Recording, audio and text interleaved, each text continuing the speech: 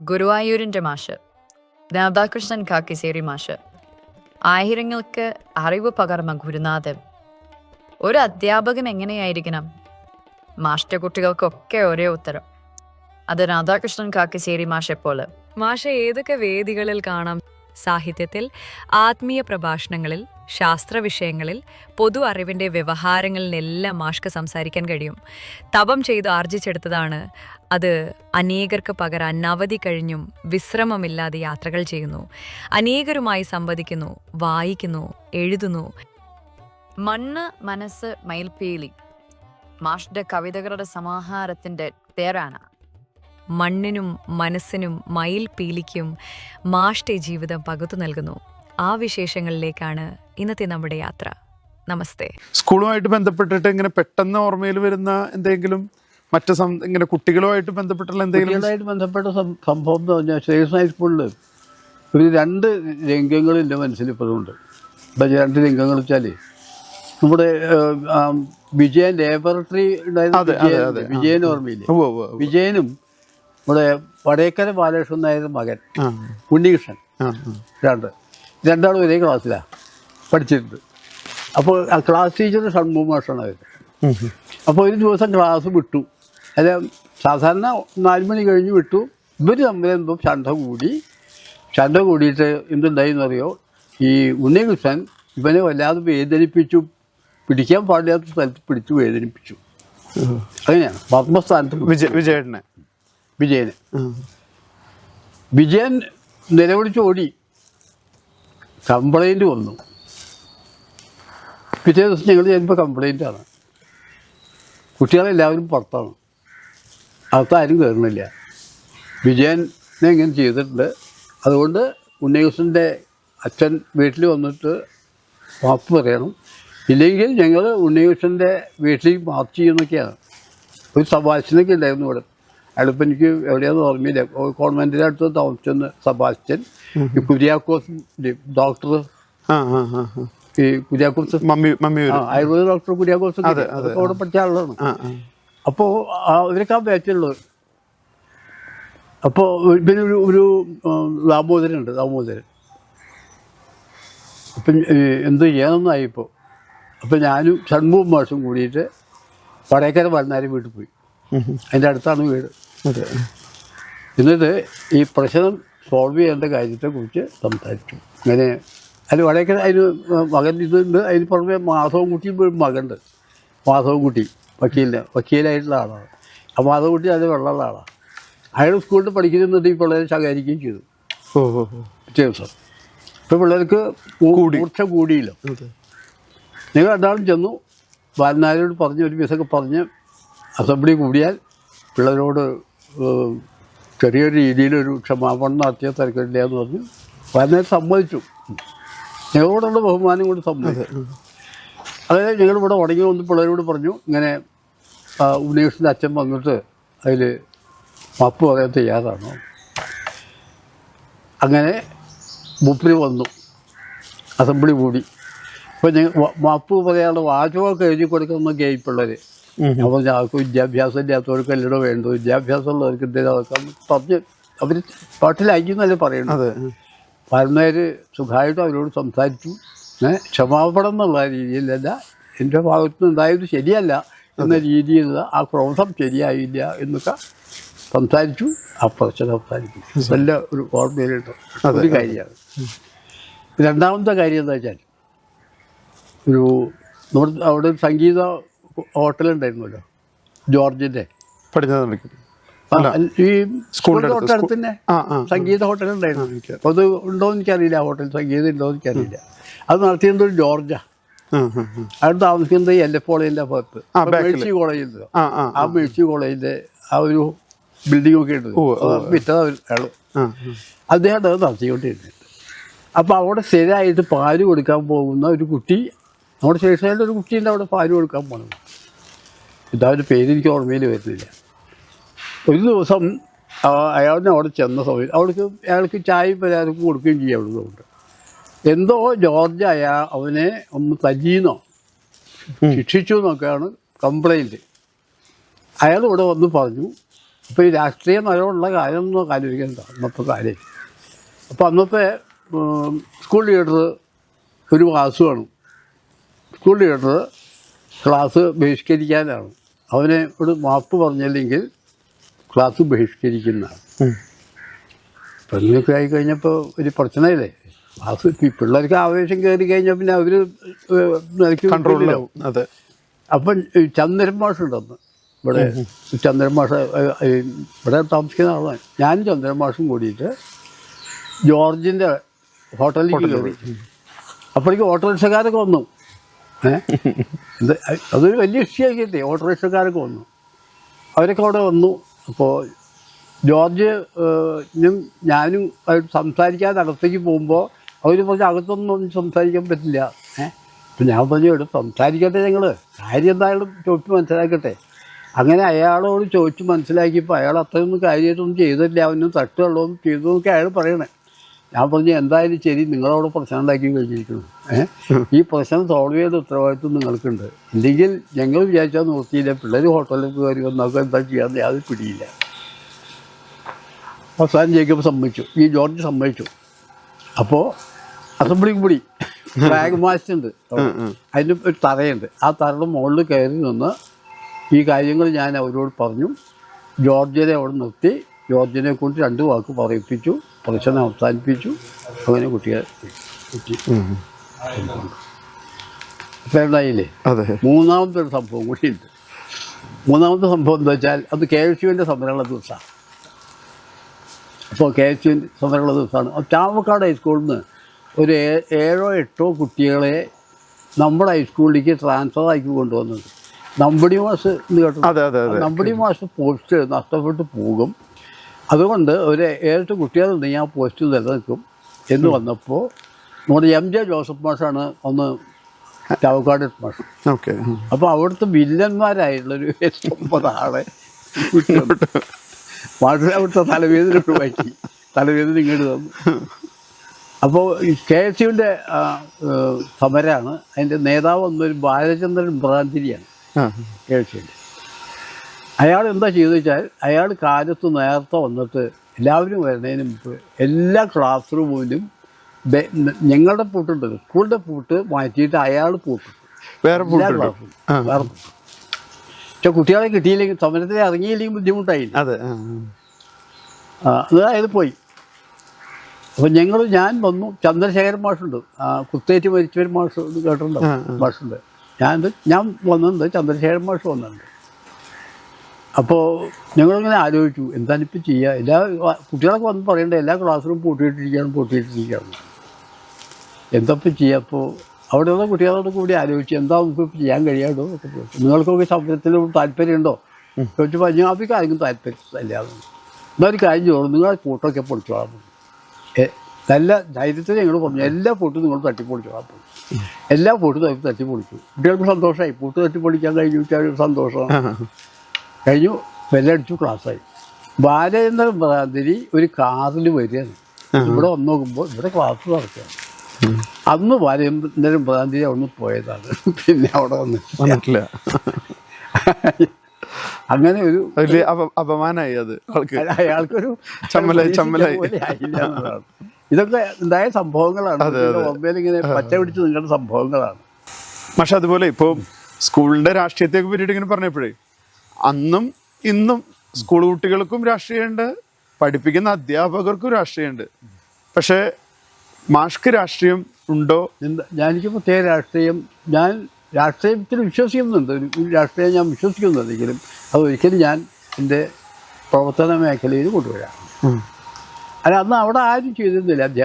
അധ്യാപകരുണ്ടായിരുന്നില്ല. അധ്യാപകർക്ക് ആർക്കും അത് ആരും ഉണ്ടായിരുന്നില്ല. രാഷ്ട്രീയത്തിൽ സജീവമായിട്ട് ആരും ഉണ്ടായിരുന്നില്ല.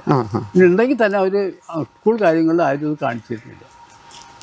അല്ല, ഒരു അധ്യാപകൻ എന്നുള്ള രീതിയിൽ മാസ്റ്റർ അഭിപ്രായം എന്താ? രാഷ്ട്രീയം കുട്ടികളുടെ ഇടയിൽ രാഷ്ട്രീയമായിട്ട് ഇടപെടരുതെന്ന് തന്നെയാണോ അഭിപ്രായം. കുട്ടികളുടെ സ്ട്രൈക്കിനൊക്കെ ഞാൻ എതിരാണ്.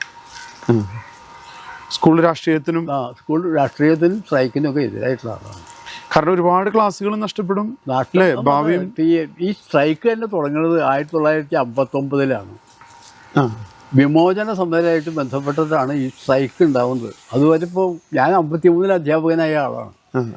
അപ്പോൾ ആ കാലത്തൊന്നും ഈ സ്ട്രൈക്ക് എന്ന് പറഞ്ഞ സാധനം ഇല്ല തന്നെ.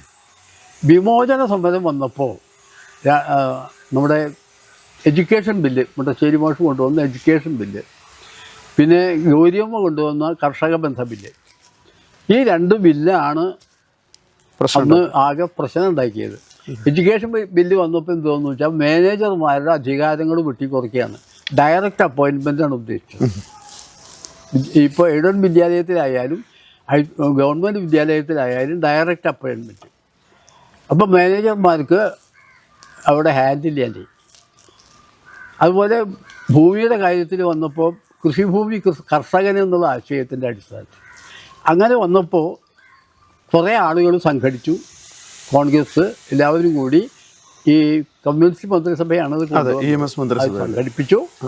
അങ്ങനെ എല്ലാ വിദ്യാലയങ്ങളിലും അവർ സമരം ഓർഗനൈസ് ചെയ്യാണ്.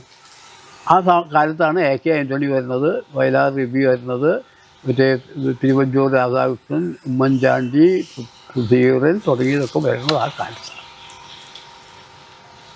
ഒരെണ്ണ സമരം എന്ന് പറഞ്ഞൊരു സമരമൊക്കെ ഉണ്ടായിട്ടുണ്ട്, സ്റ്റുഡൻസിൻ്റെ സമരം. അവർക്ക് സൗജന്യം വേണമെന്നൊക്കെ പറഞ്ഞിട്ട് കാര്യങ്ങൾ. അന്നാണ് ഈ ബസ് നിരക്കൊക്കെ സൗജന്യമൊക്കെ ഉണ്ടായത് ആ കാലത്താണ്. ആ സമരം ആണ് വിദ്യാലയങ്ങളിൽ സമരം ഉണ്ടാക്കിയത്. അന്ന് ഞാൻ പഠിപ്പിച്ചത് കുന്നംകുളം ഹൈസ്കൂളിലാണ്. അവിടെ ഒരു കുട്ടി ഇറങ്ങിയിരുന്നില്ല എന്നുള്ളതാണ്. ഒറ്റ കുട്ടി ഇറങ്ങിയിരുന്നില്ല. അവിടെ ഹെഡ് മാസ്റ്ററോട് ചോദിക്കാറുണ്ട്, മറ്റേ രാഷ്ട്രീയക്കാർ, എന്താ നിങ്ങളുടെ സ്കൂളിൽ കുട്ടികളാരും ഇറങ്ങാത്തതെന്ന് ചോദിക്കാറുണ്ട്. ഹെഡ് മാസ്റ്റർ നിങ്ങളോട് പറഞ്ഞതാണ്. അപ്പോൾ ഹെഡ് മാസ്റ്റർ എന്താ പറയാന്ന് വെച്ചാൽ, ഞാൻ കുട്ടികളോട് ഇറങ്ങണമെന്ന് പറയണമെന്നാണ് നിങ്ങൾ ഉദ്ദേശിക്കണമെന്ന് വെച്ചു. അല്ല, അങ്ങനെ മെനക്കെട്ടിട്ട് അവിടെ സ്ട്രൈക്ക് ഉണ്ടാക്കാൻ സാധിക്കുമല്ലോ. അതെ അതെ. അത് നമ്മുടെ ജോർജ് മാഷ ഓർമ്മയുണ്ട്, CF ജോർജ്, നമ്മുടെ ദേവഗിരി കോളേജിൽ പഠിക്കുന്ന കാലം. ജോർജിനെ അറിയാം, ജോർജിനെ എനിക്കും അറിയാം. അപ്പോൾ ദേവഗിരി കോളേജിൽ കോളേജിൽ പഠിക്കുന്നത് ബാസ്കറ്റ് ബോൾ ടീമിൻ്റെ ക്യാപ്റ്റനൊക്കെയാണ്. മൂപ്പരാണെങ്കിൽ അന്ന് ഈ വിമോചന സമരത്തിൻ്റെ ആളായിട്ടുള്ള ആളാണ് അന്ന്. അപ്പോൾ അവിടെ ലൈബ്രറി ഉണ്ട്, ആ ലൈബ്രറിയിൽ മൂപ്പര് വന്നിരിക്കും. അപ്പോൾ ഞങ്ങൾ ഈ ജാഥ വന്നു കഴിഞ്ഞാൽ ഞങ്ങൾ 4-5 ആൾ കൂടിയിട്ട് ജാഥ പിന്നാലെ നടക്കും. അപ്പോൾ ക്ലാസ്സിൻ്റെ അവിടെ ഒന്നും ഒരു കുട്ടി അനങ്ങില്ല, അങ്ങനെയാണ് കാര്യം. അപ്പോൾ ജോർജാണ് ചില തന്ത്രങ്ങളൊക്കെ പറഞ്ഞു കൊടുത്തു. ജോർജിൻ്റെ പിന്നീട് പറഞ്ഞിട്ടുണ്ട്, തന്ത്രങ്ങളൊക്കെ പറഞ്ഞു കൊടുത്തിട്ട് അങ്ങനെ കുട്ടികളെ ഇറക്കി.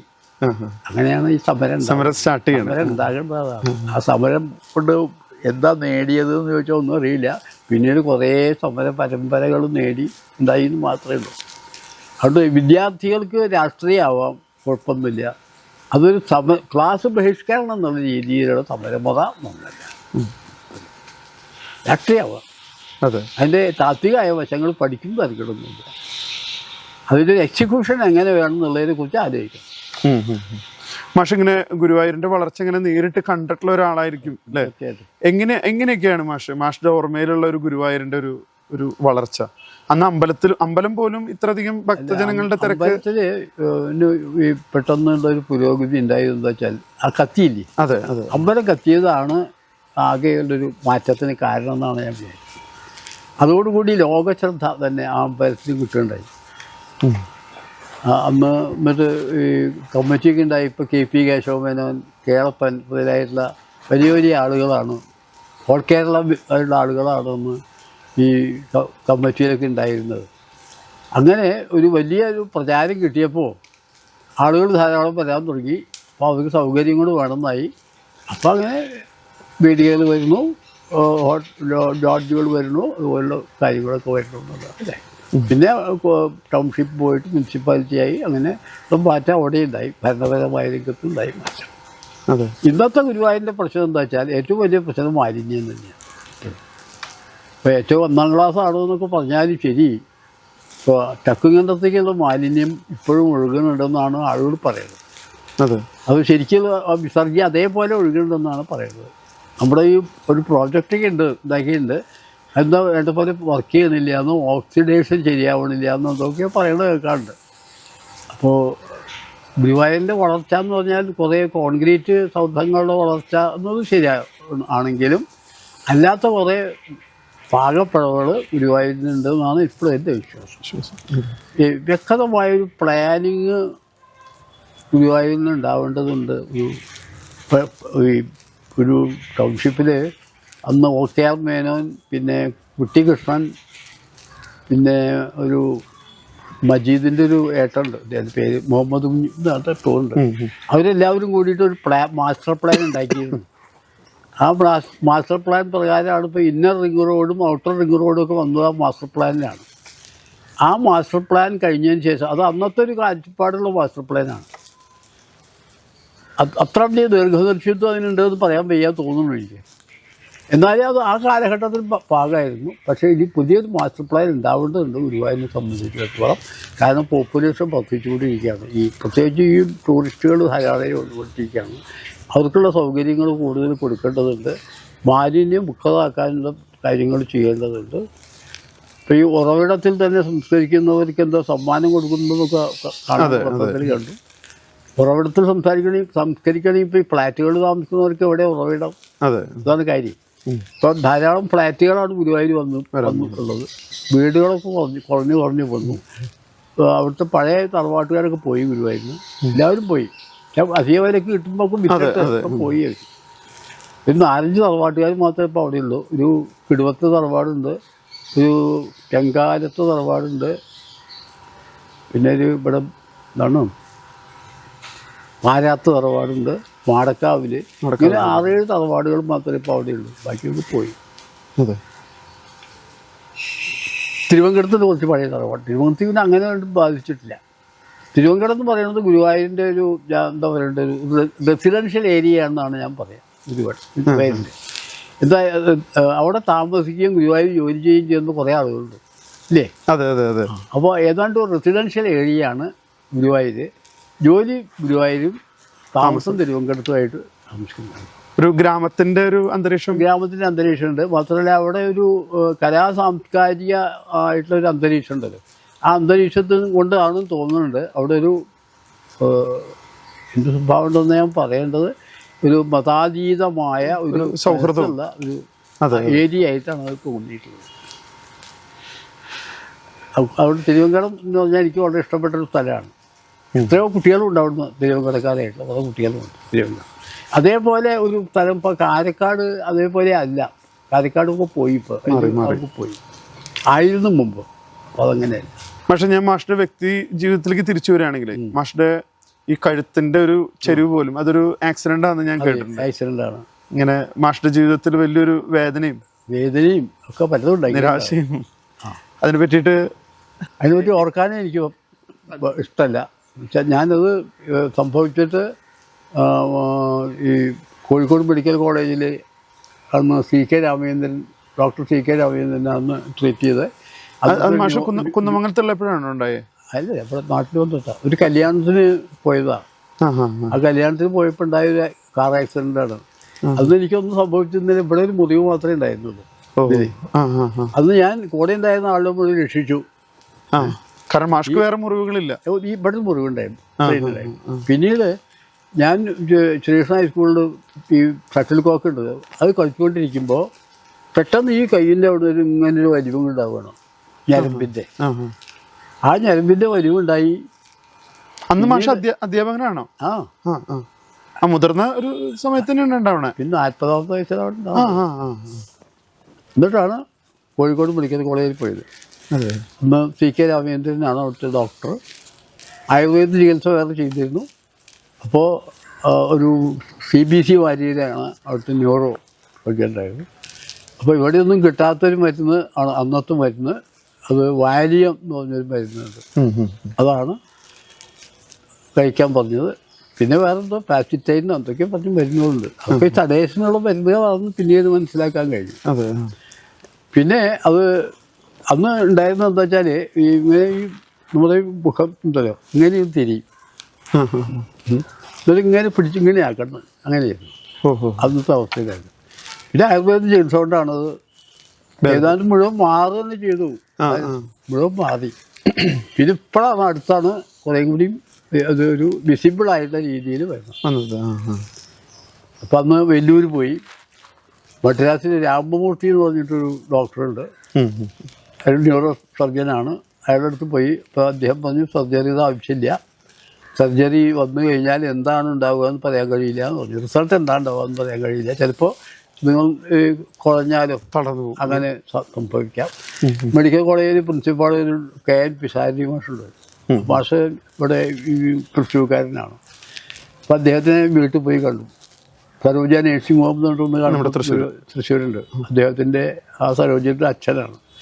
അദ്ദേഹം എന്നോട് പറഞ്ഞു, ഇത് ഓപ്പറേഷൻ ചെയ്യേണ്ട, ഇത് ആയുർവേദം കൊണ്ട് മാറും എന്നുവെച്ചാൽ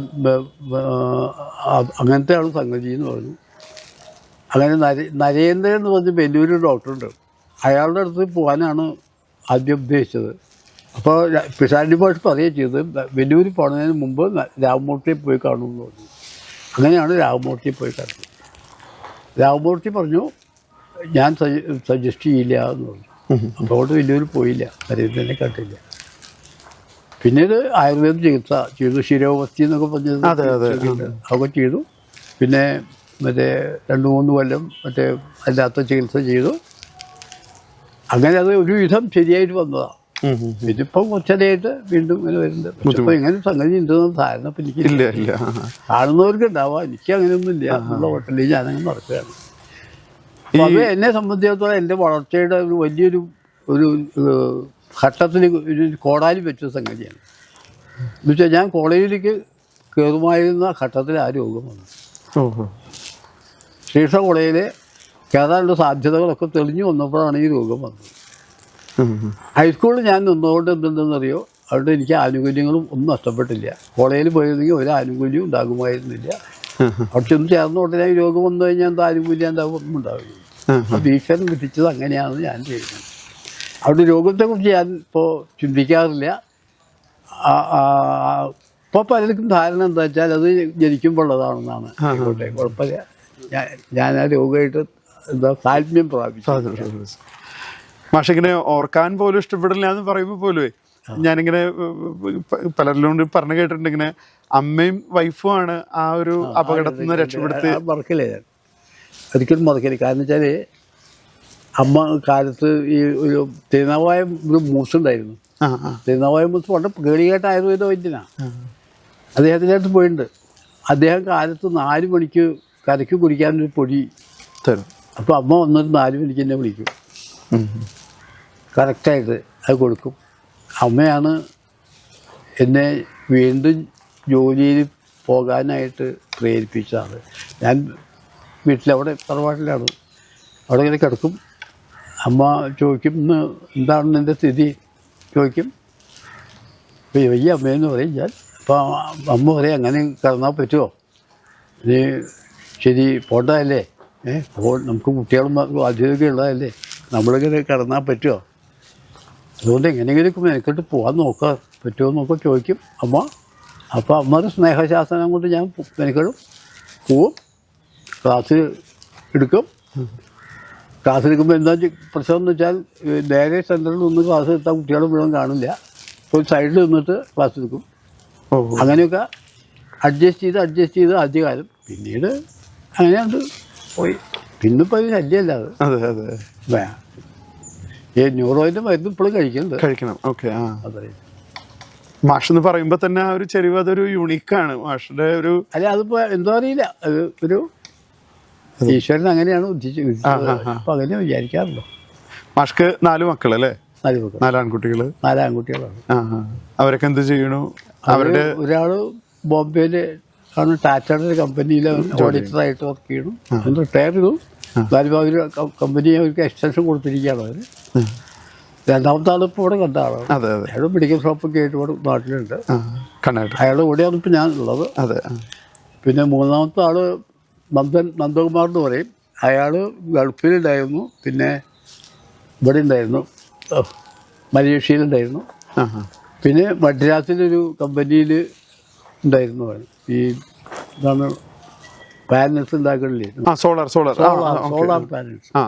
പാനൽസ് ഉണ്ടാക്കുന്ന ഒരു കമ്പനി സ്റ്റാർട്ട് ചെയ്യുന്നുണ്ട് അവിടെ. ആ സ്റ്റാർട്ട് ചെയ്ത കമ്പനിയിൽ അവൻ മാനേജറായിട്ട്, അതുപോലെ ദുബായിൽ അൽഷിറാവി എന്ന് പറഞ്ഞ കമ്പനിയിൽ അവൻ മെക്കാനിക്കൽ എഞ്ചിനീയറാണ്, അവിടെ വർക്ക് ചെയ്തിരുന്ന ആളാണ്. അപ്പോൾ അവനെ അവിടെ വിളിച്ചു, 3 കൊല്ലത്തെ കോൺട്രാക്റ്റിന് വിളിച്ചു. ആ കോൺട്രാക്ട് കഴിഞ്ഞപ്പോൾ അവൻ പിന്നെ പോന്നു. അപ്പോൾ അവൻ എറണാകുളത്ത് സെറ്റിൽ ചെയ്തിരിക്കുക, 4ാമത്തെ അമേരിക്കയിൽ. അങ്ങനെ 4 മക്കളും വെൽ സെറ്റിൽഡാണ്. എനിക്ക് ബേജാറൊന്നുമില്ല. ഞാനിപ്പോ വെൽ സെറ്റിൽഡാണ്, എനിക്കൊരു പ്രശ്നമില്ല. ഞാനിപ്പോ ഈ സംഗതി ഉണ്ടെന്നുള്ള രീതിയിൽ എവിടെയും പോകാറുണ്ട്.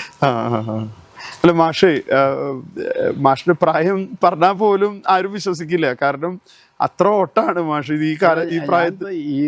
ഞാൻ എന്നെ മറക്കുന്ന സംഗതി അത്. ഇപ്പൊ ഈ മീറ്റിങ്ങുകളെന്ന് പറഞ്ഞാൽ ഇപ്പൊ ഞാൻ എന്നെ മറക്കുന്നതാണ്. ഇപ്പൊ പ്രഭാഷണം വെച്ചാൽ ഞാൻ എന്നെ മറക്കും. അതാണ് എൻ്റെ ഒരു ശൈലി. അതൊന്നും എനിക്ക് തോന്നുന്നത് എന്നെ മറക്കും. ഞാൻ വായിച്ചു നോക്കാറില്ല പ്രസംഗത്തിനൊന്നും പോയാൽ. അത് ഏതാണ്ട് ഒരു അവസാനം വന്നു കഴിഞ്ഞാൽ നോക്കുമ്പോൾ ഇപ്പോൾ 1.25 മണിക്കൂറോ 1.5 മണിക്കൂറൊക്കെ ആയിരുന്നു. ആത്മീയമായിട്ടാണെങ്കിലും മാഷിന്റെ പ്രഭാഷണങ്ങൾ ഞാൻ നേരത്തെ പറഞ്ഞതുപോലെ തന്നെ ഈ ഒരു മാഷ് സംസാരിക്കുന്ന വിഷയങ്ങളുടെ ഒരു സമ്പന്നത, അത് മാഷിന് ആത്മീയമായിട്ടാണെങ്കിലും ആത്മീയ പ്രഭാഷണങ്ങളാണെങ്കിലും അതൊരു വലിയൊരു സമ്പത്തായിട്ട് എനിക്ക് തോന്നിയിട്ടില്ല പലപ്പോഴും അത് കേൾക്കുമ്പോഴൊക്കെ. ഇപ്പൊ ഇവിടുത്തെ തൊട്ടടുത്ത അമ്പലത്തിലാണെങ്കിലും അല്ലേ മാഷ് സ്ഥിരമായിട്ടും ഗുരുവായൂരാണെങ്കിലും ഇപ്പൊ എന്താ പറയാ, ഇപ്പോ ഞാൻ വായിക്കാറുള്ളത് കൊണ്ടുള്ളതായിരിക്കാം. ആ ഓർമ്മയിൽ വരുന്നത് കൊണ്ടാവാം. ദേവസ്വത്തിന്റെ നമ്മുടെ പ്രസിദ്ധീകരണത്തിൽ ഇപ്പോഴും ഇല്ലേ മാഷ് പത്രാധിപരല്ലേ, പത്രാധിപ സമിതിയിലുണ്ട്. അതൊക്കെ ഞാൻ വിടാതിരിക്കുന്നത് എന്തുകൊണ്ടറിയാം, ആ ഊർജ്ജം നിലനിർത്താൻ വേണ്ടിയിട്ടാണ്. മാഷ് അതുപോലെ തന്നെ ഈ മാഷ് തുടർന്നു കൊണ്ടുപോകുന്ന ഒരു വ്യക്തിബന്ധങ്ങളും അല്ലേ ഇങ്ങനെ. എന്നിപ്പോ പഴയ കുട്ടികളൊക്കെ വിളിക്കാറുണ്ട്. മംഗലത്തുള്ള കുട്ടികളൊക്കെ 80 വയസ്സ് കഴിഞ്ഞവരാണ്. ഞാൻ ആദ്യത്തെ ബാച്ചിൽ ഒരു കേശവ നമ്പൂതിരി ഉണ്ട് ഇവിടെ ശ്രീകൃഷ്ണ കോളേജിൽ മാത്തമാറ്റിക്സ് പ്രൊഫസറായിട്ട് വന്ന ആളാണ്. ഞാൻ എവിടെ പഠിച്ച ശ്രീകൃഷ്ണ കോളേജിലായിരുന്നു. അപ്പോൾ കേശവ നമ്പൂരി എൻ്റെ ചുവടില്ല. കേശവ നമ്പൂരി 86 വയസ്സായി, 85 വയസ്സായി. എൻ്റെ ഫസ്റ്റ് ബാച്ചിലെ കുട്ടിയാണ്. പിന്നെ 2-3 പെൺകുട്ടികളുണ്ട്, അവരൊക്കെ വിളിക്കാറുണ്ട്. പിന്നെ ആ വ്യക്തിബന്ധങ്ങൾ ഇപ്പോഴും അതുപോലെ തന്നെ അല്ലേ. നമുക്കിങ്ങനെ ഒരു അവസാനത്തെ ഒരു ചോദ്യം, ഇങ്ങനെ ഒരു അധ്യാപകൻ എന്ന് പറയുമ്പോൾ എന്തായിരിക്കണം മാഷ്? ഈ പറഞ്ഞ എല്ലാ ക്വാളിറ്റികളും ഉണ്ടെന്ന് അറിയാം ഇപ്പോഴത്തെ ഒരു കാലഘട്ടത്തിൽ. കാരണം മാഷിന്റെ ഒരു കാലഘട്ടമല്ലല്ലോ ഇപ്പോൾ. കുറച്ചും കൂടിയും അധ്യാപകർ പലതരത്തിൽ കുട്ടികളായിട്ട് മിങ്കിൾ ചെയ്യും, അങ്ങനെയൊക്കെ ആയിട്ട് പല രീതിയിലും കാണുന്നുണ്ടല്ലോ. എങ്ങനെയായിരിക്കണം ഒരു അധ്യാപകൻ? അധീതി, ബോധം, ആചരണം, പ്രചാരണം, ഇത് 4ആണ് ഒരു അധ്യാപകൻ്റെ കടമ. അധീതി വെച്ചാൽ പഠിക്കലാണ്, അത് ബോധിക്കലാണ്, അത് ആചരിക്കലാണ്, പ്രചരിക്കലാണ്. ഇത് ചെയ്തു കഴിഞ്ഞാൽ കുട്ടികൾ അധ്യാപകനിലേക്ക് എത്തുമെന്ന് എനിക്ക് തോന്നുന്നു. അപ്പോൾ കുട്ടികളിലേക്കൊരു വല വീശാൻ കഴിയുന്നെങ്കിൽ, എങ്ങനെയാണ് ഒരു മുക്കുവൻ വല വീശിയിട്ട് മത്സ്യങ്ങളെ ആ വലയിലേക്ക് ഒതുക്കണമെന്ന് വെച്ചാൽ അതേപോലെ തൻ്റെ അറിവെന്താ വെച്ചാലും ശരി അത് പ്രകടിപ്പിച്ച് കുട്ടികളെ തന്നിലേക്ക് അടുപ്പിക്കാൻ കഴിയുന്നതാണ് അധ്യാപനം. വിഷയത്തിലുള്ള ജ്ഞാനത്തെക്കാളേറെ ഉള്ള വിഷയം അവരെ വ്യക്തമായി ബോധ്യപ്പെടുത്തലാണ് അധ്യാപനം, ശരിക്കുള്ള അധ്യാപനം. ഏറ്റവും നല്ല ടീച്ചർ ആരാണെന്ന് ചോദിച്ചാൽ പെട്ടെന്ന് ഉത്തരം പറയാൻ അറിവുള്ള ആളാണെന്ന് പറയും. അറിവുള്ള ആളല്ല, അറിയുന്നതെന്തോ അത് കൃത്യമായിട്ട് കുട്ടികളിലേക്ക് കൺവേ ചെയ്യാൻ കഴിയുന്ന ആളുണ്ടല്ലോ, അയാളാണ് ശരിയായ അധ്യാപനം. പിന്നെ അവരുടെ സ്വഭാവത്തിലും അവരുടെ പെരുമാറ്റം അവർ നന്നായി അറിയുന്നവനാണ്, കുട്ടികളെ നന്നായി അറിയുന്നവനാണ്. ഇന്നിപ്പോൾ അത് ഇല്ലാതിരിക്കുന്നതാണ് ഇപ്പോൾ കാര്യം. കാര്യം വെച്ചാൽ പല കാരണങ്ങളുണ്ട്. 40-50 ലക്ഷം റുപ്യ കൊടുത്തിട്ടാണ് അധ്യാപകൻ ജോലിയിൽ വരുന്നത്. അപ്പോൾ ആ അധ്യാപകന് ഉത്തരവാദിത്വം കുറയണേ തെറ്റൊന്നും പറയാനില്ല. പിന്നെ ഇപ്പോഴത്തെ കുട്ടികളാണെങ്കിൽ ഈ ഗ്രഹത്തിൽ നിന്ന് കിട്ടേണ്ട യാതൊന്നും അവർക്ക് കിട്ടണില്ല, വീടുകളിൽ നിന്നൊന്നും അവർക്ക് കിട്ടണില്ല. ഇപ്പോൾ വീടുകളിൽ അച്ഛൻ, അമ്മ, മുതിർന്നവർ ഇവരൊക്കെ അനുസരിക്കുന്നവർ ചെയ്തൊന്നും നമ്മുടെ കുട്ടികൾക്ക്, പുതിയ കുട്ടികൾക്ക് ഇല്ലാണ്ട് കഴിഞ്ഞിട്ടുണ്ട്. കാരണം വെച്ചാൽ അവിടെ നിന്നൊന്നും അത് കിട്ടാത്തതുകൊണ്ടാണ്. അത് പറഞ്ഞു കൊടുക്കാൻ ആരും ഇല്ല എന്നുള്ളതാണ് കാര്യം. പിന്നെ സ്കൂളിൽ വന്നാലും ടീച്ചേഴ്സിനാണെങ്കിൽ ഭാരം കൂടുതലാണ്. ഇപ്പോൾ വർക്ക് കൂടുതലാണ്, പേപ്പർ വർക്ക് അപ്പടി ടീച്ചേഴ്സിന്. ഇപ്പോൾ ടീച്ചേഴ്സിന് സിലബസ് തീർക്കാനുള്ള ബന്ധപ്പാട്, പിന്നെ ഈ കണ്ടിന്യൂസ് ഇവാലുവേഷൻ്റെ പോലുള്ള ഏർപ്പാട്, ഇതിൻ്റെയൊക്കെ തിരക്കിലാണ് ഇപ്പോൾ ടീച്ചേഴ്സ്. അപ്പോൾ അവിടെയും ഈ മോറൽ ആക്ടിവിറ്റീസിലൊന്നും വരുന്നില്ല. പിന്നെ നമുക്ക് മോഡലായിട്ട് വരുന്നത് എന്താ വെച്ചാൽ സമൂഹമാണ്. സമൂഹത്തിൻ്റെ സ്ഥിതി പറയാനൊന്നുമില്ലല്ലോ. അപ്പോൾ എന്ത് കണ്ടിട്ടാണ് നമ്മുടെ കുട്ടികൾ വളരുക? അതാണ് ചോദ്യം. വീട്, സ്കൂള്, സമൂഹം, ഇത് മൂന്നാണ് കുട്ടികളുടെ രംഗം ആവേണ്ടത്. ആ രംഗം മൂന്നും ഇപ്പോൾ വേണ്ട പോലെ പ്രവർത്തിക്കുന്നില്ല എന്നാണ് എനിക്കൊക്കെ ഉള്ളൊരു കാഴ്ചപ്പാട്. അതായത് ഇപ്പം വീട്ടിൽ ഇപ്പോൾ ടി വി കണ്ടിട്ട് കസാലയിൽ നിന്ന് ഭക്ഷണം കഴിക്കുന്ന ഒരു സ്വഭാവത്തിലേക്ക് നമ്മൾ എത്തിക്കഴിഞ്ഞിരിക്കണു അല്ലേ? അതെ. ടി വി കണ്ട് കസാലയിലിരുന്ന് വടിയിൽ ഭക്ഷണം വെച്ച് ടി വി ഇങ്ങനെ കണ്ടു നോക്കി ഭക്ഷണം കഴിക്കുന്ന ശീലമായില്ലേ? ഭക്ഷണത്തെ ബഹുമാനിക്കുന്ന ആടെന്നുള്ളൊരു തോന്നലുണ്ടല്ലോ, അത് നമ്മുടെ ഒരു കൾച്ചറാണ്. ഭക്ഷണം എന്ന് പറഞ്ഞാൽ ബഹുമാനത്തോടുകൂടി കാണേണ്ട ഒന്നാണ്. അതില്ല. ഒരു ഒന്നിച്ചിരുന്ന് ഭക്ഷണം കഴിക്കുന്ന ശീലം ഇല്ലാണ്ടായി. എനിക്ക് വിശക്കുമ്പോൾ ഞാൻ ഒന്ന് ഭക്ഷണം കഴിക്കണം, നിങ്ങൾക്ക് വിശക്കുമ്പോൾ നിങ്ങളൊന്ന് കഴിക്കണം. നേരെ വെച്ചാൽ അച്ഛനും മക്കളും കൂടി ഒന്നിച്ചിരുന്ന് ഭക്ഷണം കഴിക്കുമ്പോൾ പലതും സംസാരിക്കും, പല കാര്യങ്ങളും അന്യോന്യം കൺവേ ചെയ്യും. ഇതൊന്നും ഇല്ലാണ്ടായിരിക്കുന്നു. കുട്ടികളെ വിളിച്ചിട്ട് കാര്യങ്ങൾ പഠിച്ചോ എന്ന് മാത്രം ചോദിക്കും, മാർക്ക് കിട്ടിയോന്ന് മാത്രം ചോദിക്കും, അല്ലാത്ത കാര്യങ്ങളൊന്നും ചോദിക്കുന്നു അച്ഛനും അമ്മയും ഇല്ലാണ്ടായിരിക്കുന്നു. ഇതൊക്കെ സ്വാഭാവികമായിട്ട് വന്നാണ്. ഇതിൻ്റെ ചോദിക്കാൻ നേരില്ലാത്ത അച്ഛനും അമ്മയും മാറിയിരിക്കുന്നു. രണ്ടാളും ജോലിയുള്ളവരാണ്. ഇപ്പം എന്ത് സംഭവിക്കുമെന്ന് വെച്ചാൽ ജോലി കഴിഞ്ഞ് വന്നാൽ രണ്ടാളും മൊബൈലിലേക്ക് പോകണു, അച്ഛനും അമ്മയും മൊബൈലിലേക്ക് പോകണു, കുട്ടിയും മൊബൈലിലേക്ക് പോകണു. അപ്പോൾ എല്ലാവരും ഏകാന്തമായ ഒരു അവസ്ഥയിലേക്കാണ് വരുന്നത്. അപ്പോൾ അവിടെ ഈ സൗഹൃദത്തിൻ്റെ ബന്ധങ്ങളൊന്നും ഇല്ലാണ്ടാവുള്ളൂ. ഇതിനൊക്കെ ഒരു അവസ്ഥയിലാണ് നമ്മൾ ഇരിക്കുന്നതെന്നുള്ളതാണ് കാര്യം. ഇനിയിപ്പോൾ ഈ ആർട്ടിഫിഷ്യൽ ഇൻ്റലിജൻസും കൂടി വന്നു കഴിഞ്ഞാൽ, ഇപ്പം തന്നെ ആയി കഴിഞ്ഞിരിക്കണമെന്ന് പറയണു. എന്തെങ്കിലും ഒരു വിഷയം ഒരു കുട്ടിയോട്ട് ഉപന്യാസം എഴുതാൻ പറഞ്ഞാൽ ഒരു വിഷമമില്ല, ആ കുട്ടി ആർട്ടിഫിഷ്യൽ ഇൻ്റലിജൻസിൻ്റെ ചോദിച്ചാൽ മതി, ഉപന്യാസം എഴുതി കിട്ടും, കുട്ടിയായിട്ട് കിട്ടും, കവിത എഴുതി കിട്ടും, കഥ എഴുതി കിട്ടും, ഒക്കെ കിട്ടുന്ന കാലമാണ്. അതുകൊണ്ട് മനുഷ്യന് വിലയില്ലാത്ത, മനുഷ്യന് അൺവാണ്ടഡ് എലിമെൻ്റായിട്ട് മാറുന്ന ഒരു കാലഘട്ടവും കൂടി ഉണ്ടാവുമെന്ന് എനിക്ക് തോന്നുന്നു. പക്ഷേ എനിക്ക് നിരാശയില്ല. കാരണം വെച്ചാൽ ഇത് കഴിഞ്ഞാൽ റിട്ടേൺ ഉണ്ടാവും എന്നാണ് എൻ്റെ വിശ്വാസം. ഇതൊരു സൈക്കിളാണ്. ആ സൈക്കിളിൻ്റെ അവസാനം പഴയ അവസ്ഥയിലേക്ക് എത്തുന്നു. അങ്ങനെ ഒരു വിശ്വാസത്തിലാണ് ഞാനൊക്കെ കഴിയുന്നത്. ഒരു തിരിച്ചുവരവ് അല്ലേ? തിരിച്ചുവരവുണ്ടാവുന്ന ഉറപ്പായുള്ള കാര്യമാണ്. ഇപ്പോൾ ഈ വിദ്യാലയങ്ങളിലൊക്കെ സമരം ചക്കുതിയിലുണ്ടായിരുന്ന കാലത്ത് വ്യത്യസ്തമായിട്ട് ഇപ്പോൾ സമരം ഇല്ലാത്ത കാലത്ത് എത്തിയില്ലേ? ഹൈസ്കൂളുകളൊക്കെ സമരം ശരിയല്ലാത്ത കാലത്തൊക്കെ എത്തിയില്ലേ? അതൊരു തിരിച്ചുവരവല്ലേ? അതേപോലെ ഒരു തിരിച്ചുവരവുണ്ടാവും. ശാസ്ത്രം അങ്ങേയറ്റത്ത് എത്തിക്കഴിഞ്ഞാൽ ഒരു സാച്ചുറേഷൻ പോയിൻ്റ് ഉണ്ട്. ആ പോയിൻ്റ് എത്തിക്കഴിഞ്ഞാൽ പിന്നെ വീണ്ടും അത് പഴയ രൂപത്തിലേക്ക് വരും എന്നാണ് എൻ്റെ വിശ്വാസം. അപ്പോൾ സന്തോഷം മാഷേ. സന്തോഷം. ഇത്രയും നേരം ഹൃദയം തുറന്നിട്ട് സംസാരിച്ചതിന് സന്തോഷം. ഒരുപാട് കാര്യങ്ങൾ. വലിയ നന്ദി. നന്ദിയൊന്നും പറയേണ്ടതില്ല. എനിക്ക് സന്തോഷം ഉണ്ടായി എന്നുള്ളതാണ് കാര്യം. ഇതിപ്പോൾ എൻ്റെ ഈ സംഗതി കാരണം ഈ കാണുന്ന ആളുകൾക്ക് ഈ ഒരു സുഖമില്ലാത്തൊരു രൂപമായി എന്ന് മാത്രമേ ഉള്ളൂ. ഞാൻ ഈ അധികം ഇൻ്റർവ്യൂ നിൽക്കുന്നത് ഞാൻ പ്രോത്സാഹിപ്പിക്കാറില്ല. അല്ല, ആളുകളെ എന്താ പറയാ, രൂപം കൊണ്ടല്ലല്ലോ. ഞാൻ ഈ അടുത്തറിഞ്ഞത് മാസ്റ്റർക്ക് ഇങ്ങനെ ഒരു അപകടം പറ്റിയിട്ടാണ് ഉണ്ടായെന്നുള്ളത്. ഞാനത് ജന്മനാ ഉള്ള ഒരു ഇതാണെന്നാണ് എൻ്റെ മനസ്സിലുണ്ടായിരുന്നത്. കല്യാണ പാർട്ടി പോയതാണ്. മാഷ വാക്കുകളാണ് അതിനേക്കാളൊക്കെ ഉപരി ശക്തി തരുന്നതും നയിക്കുന്നതും. എൻ്റെ ജീവിതത്തെ ആകെ മാറ്റിമറിച്ച സംഭവമാണ് ആ ആക്സിഡന്റ്. അതെ. പക്ഷെ അതിലൊന്നും അത് അതിജീവിക്കാനുള്ള ശക്തി എനിക്ക് തന്നത് ഈശ്വരനാണ്. അത് അതിജീവിച്ചു ഞാൻ. അതെ അതെ അതെ അതെ. ഭാര്യ രണ്ടാളും അതിജീവിക്കാനുള്ള ശക്തി തന്നവരാണ്. അവർക്ക് ആ ശക്തി കൊടുത്തത് ഗുരുവായൂരപ്പനാണ്. എൻ്റെ വിശ്വാസം അതാണ്. ഭാര്യയെ പറ്റിയിട്ട് എന്താ പറയാറ്, 62 കൊല്ലം ഞങ്ങൾ ജീവിച്ചു. ഒരു വഴക്കും ഞങ്ങൾ തമ്മിൽ ഉണ്ടായിട്ടില്ല.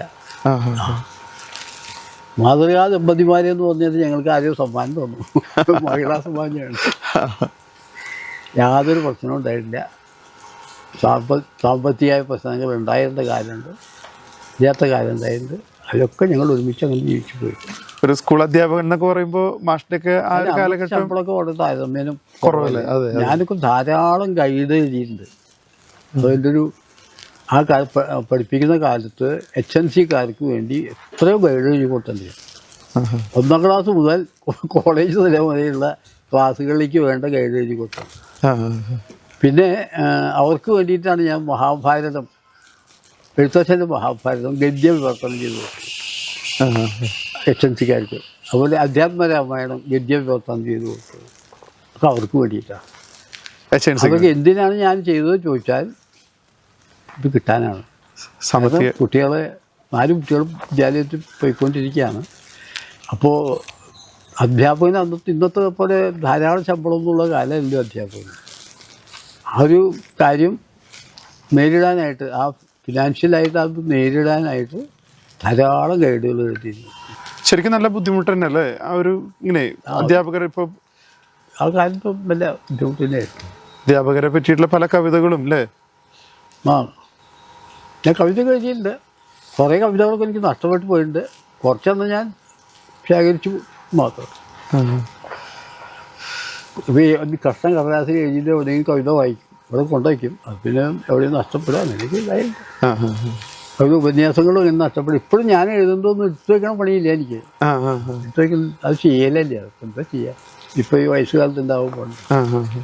മാഷ്ക്ക് കിട്ടിയിട്ടുള്ള ഒരുപാട് പുരസ്കാരങ്ങൾ അല്ലേ? ആ, കിട്ടിയിട്ടുണ്ട്. അംഗീകാരങ്ങളും ചോദിച്ചു വാങ്ങിയിട്ടുള്ളതല്ല, അല്ല അല്ല അല്ലെങ്കിൽ പിൻവാതിലൂടെ പോയിട്ട് കിട്ടിയിട്ടുള്ളതല്ല. ആരെയും സ്വന്തമായിട്ട് തന്നുള്ളതാണ്. അത് മാത്രമേ നമുക്ക് അതിൽ സന്തോഷമുള്ളൂ. അതെ അതെ അതെ അതെ. കൂടുതലൊന്നും അയ്യോ ഇല്ല. സന്തോഷം, എല്ലാവർക്കും സന്തോഷം. ശരി മാഷേ, താങ്ക് യു കേട്ടോ. എന്തിനെ പറ്റിയിട്ട് ഞാൻ സംസാരിക്കേണ്ടത് ചോദിച്ചു വന്നു മാഷ്. അപ്പൊ പറഞ്ഞു ഇങ്ങനെ സ്വാതന്ത്ര്യദിനത്തിന്റെ ഓക്കെ. പിന്നെ എന്താ പറയാ, ഒരു ഫ്ലുവൻ്റ് ആയിട്ട് അപ്പൊ ഞാന് എന്താ പറയാ വണ്ടടിച്ചു പോയി. ആ 4 ഇതിനെ പറ്റിയിട്ടും ഇന്ന് അതിനൊരു 5ാമത്തെ ഒരു ഇതുണ്ട്. അതാണ് സോഷ്യൽ മീഡിയ എന്നൊക്കെ പറഞ്ഞിട്ടുള്ള മാഷിന്റെ ആ ഒരു കാരണം എന്ന് വെച്ചാല് എക്സിക്യൂട്ടീവ് ബഡ്ജറ്റ് അതും നമ്മുടെ ഇത് ലെജിസ്ലേറ്റീവ് ഇതൊക്കെ പറഞ്ഞിട്ട് പിന്നെ ഇപ്പൊ അതിന് 5ാമത്തെ ഒരു കാലം കൂടി ഉണ്ട്, സോഷ്യൽ മീഡിയ എന്ന് പറഞ്ഞിട്ട് ഡിജിറ്റൽ. ആ അതെ അതെ അതെ. ആ ഒരു ഇന്റർവെൻഷൻ ഒക്കെ ഇങ്ങനെ അല്ല കുട്ടികളെ പഠിപ്പിക്കണോണ്ടുണ്ടാവുന്നതാണ് കേട്ടോ. അപ് ടു ഡേറ്റ് ആവുക എന്നുള്ളത് വേണ്ടി വരുമല്ലോ. അതെ അതെ അതെ. അപ് ടു ഡേറ്റ് ആവുക, അപ്ഡേറ്റ് ചെയ്യുക, രണ്ടും വേണമല്ലോ. അതെ അതെ. അല്ല പ്രായം എന്നൊക്കെ പറയണത് അതിനൊക്കെ മറികടക്കാൻ അല്ലേ, ഇതൊന്നൊരു വിഷയമല്ല. ഇതൊക്കെ ഞാൻ ഇതൊക്കെ ഈശ്വരാധീനം എന്ന് മാത്രമേ പറയാം. അതെ അതെ. അല്ല അതൊരു വലിയൊരു ഇൻസ്പിറേഷനാണ് കേട്ടോ ശരിക്കും. നമ്മൾ ഒന്നും ചെയ്യണില്ല, നമ്മളെ കൊണ്ട് ചെയ്യിക്കുന്നു എന്നുള്ളതാണ്. അതെ അതെ. നമ്മൾ ചെയ്യുന്നു എന്നൊക്കെയുള്ളത് നമുക്കൊരു തെറ്റിദ്ധാരണയാണ്. ഈ രമണ മഹർഷിയുടെ അടുത്ത് ചെന്നിട്ട് ഒരാൾ കുറേ അവലാതി പറഞ്ഞു അത്രേ. അയാൾക്ക് ജീവിതത്തിലുള്ള ക്ലേശങ്ങളെ കുറിച്ചിട്ട് കുറേ അവലാതി പറഞ്ഞപ്പോൾ രമണ മഹർഷി പറഞ്ഞു ഞാൻ പോകണമെന്ന് പറഞ്ഞു. അപ്പോൾ അയാൾ വിചാരിച്ചു രമണ മഹർഷി പോകണമെന്നാണ്. എന്താ പറഞ്ഞാൽ ഞാൻ എന്നുള്ള ബോധം മനസ്സിൽ പോയാലേ ഇതൊക്കെ തീരുള്ളൂ എന്നാണ്. ഇതുള്ളിടത്തോളം കാലം ഈ ക്ലേശങ്ങളൊന്നും നിങ്ങൾക്ക് തോന്നും. അത് പോയാൽ ഈ ക്ലേശങ്ങളൊക്കെ ഒഴിവാകും. ഈ അഹം എന്നുള്ളതും തോന്നും, ഞാനാണ് എല്ലാം ചെയ്യുന്നത് ബോധമില്ല. അത് പോകണം. എന്താ ക്ലേശമൊന്നുമില്ല. പിന്നെ ഞാനാണ് ചെയ്യണമെന്നുകൊണ്ടല്ലേ ഈ ക്ലേശങ്ങളൊക്കെ ഉണ്ടാവുന്നത്. ആ കാര്യം ഞാൻ ഒന്നും ചെയ്യണില്ല, ഇപ്പം ചെയ്യിക്കുകയാണ്. നമ്മുടേതായിട്ട് ഒന്നുമില്ല, എല്ലാം എന്താണ് ഈശ്വരൻ്റെയാണ്. ഈ ദീപാരാധന ചെയ്യുമ്പോൾ ആ അഗ്നി ഉണ്ടല്ലോ, അഗ്നി ആരുടെയാ? സൂര്യൻ്റെയാണ് അല്ലേ? തർപ്പിക്കുമ്പോൾ ജലം ആരുടെയാ? നമ്മുടെയാ? അല്ല. അപ്പോൾ അത് എടുത്തിട്ടില്ല നമ്മൾ തർപ്പിക്കണതേ. ഈശ്വരൻ്റെ ജലം എടുത്തിട്ട് ഈശ്വരൻ തർപ്പിക്കണം. ഈ ഒട്ടൂരുണ്ണി ഒരുപാട് ഇങ്ങനെ ഒരു ഇത് പറയും. ഈ എന്താ വെച്ചാൽ ഒരു വിശാലമായ ഒരു പറമ്പാണ് എൻ്റെ പറമ്പ്. അതിൽ ഞാൻ കുമ്പളൊക്കെ നട്ടിട്ടുണ്ട്. ആ കുമ്പളങ്ങ ഒരാൾ പറിച്ചെടുത്തിട്ട് അപ്പോൾ എടുത്തു വന്ന് അയാളുടെ എന്നുള്ള പെട്ടെന്ന് അയാൾ കൊണ്ടുവരുന്നത്. എന്നിട്ട് എനിക്ക് കാഴ്ച വെച്ചിരിക്കുകയാണ്. ഇതാണ് ജീവിതം. എൻ്റെ കുമ്പളങ്ങി എടുത്തിട്ട് എനിക്ക് കാഴ്ച വയ്ക്കുക, അതിനാണ് ജീവിതം എന്ന് അദ്ദേഹം പറയാറുണ്ട്, പറയാറുണ്ട്. അതാ കാര്യം. നമ്മൾ ദൈവത്തിന് എന്ത് കൊടുത്താലും അതൊക്കെ അദ്ദേഹം തന്നാലും കൊടുക്കണ്ടേ, വേറെ എടുത്തു കൊടുക്കണത്. അല്ലെങ്കിൽ നമുക്ക് എടുത്തു കൊടുക്കാൻ പറ്റില്ല. നമ്മൾ അധ്വാനിച്ചു എന്നൊക്കെ ഉള്ളൊരു തോന്നലൊക്കെ ഒരു വെറുതെ വെറുതെ. അതൊക്കെ നമുക്ക് ഈ അഹം എന്നുള്ളത് നമുക്ക് അങ്ങനെ തോന്നും. ഞാനില്ലെങ്കിൽ ഇത് കാര്യമൊന്നും നടക്കില്ല, ഞാൻ എന്തായതുകൊണ്ടാണ് അത് നടന്നത് പറയും. അത് ഒരു തരം ഒരു ഘട്ടം വരെ ആവശ്യമാണ്. അതെ അതെ. തീരെ ഇല്ലാഞ്ഞാലും ശരിയല്ല. സ്വധർമ്മം ചെയ്യാൻ ഞാനെന്നുള്ള ബോധം വേണം. ഞാൻ ആരാണെന്ന് പറഞ്ഞിട്ട് കൊണ്ട് എൻ്റെ ധർമ്മം എന്താ വെച്ചാൽ ചെയ്യാൻ അത് വേണം. പക്ഷെ അതിന് കഴിഞ്ഞാലൊക്കെ പറ്റുന്നു. ഒട്ടുമില്ലാതെയായ ജോലി ചെയ്യാനും തോന്നില്ല അല്ലേ? അപ്പൊ അങ്ങനെ പക്ഷെ ആയിക്കോട്ടെ. ശരി, സമയം പോയി അറിഞ്ഞില്ല. ചായ ഒന്നും അയ്യോ വേണ്ട വേണ്ട വേണ്ട.